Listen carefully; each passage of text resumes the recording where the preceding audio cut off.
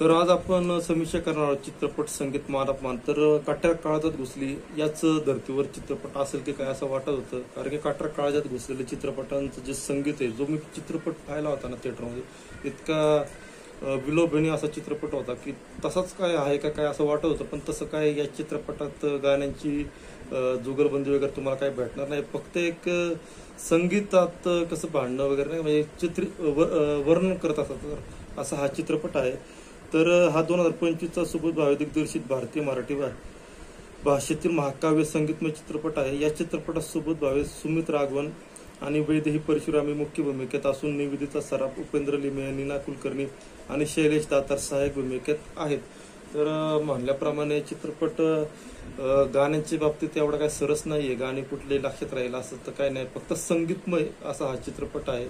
बाकी तुम्ही जर पाहिला असेल तर तुम्हाला ते संगीतमय चित्रपट कसा वाटला तर नक्की प्रतिक्रिया करा. बाकी चित्रपटात हाय म्हणजे एवढी पण आता मी ज्या दृष्टिकोनातून पाहायला गेलो त्याच्यात तर मला काय ते मला लाभलं नाही.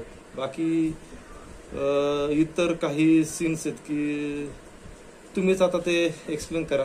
धन्यवाद. भेटूयात पुढील रूममध्ये.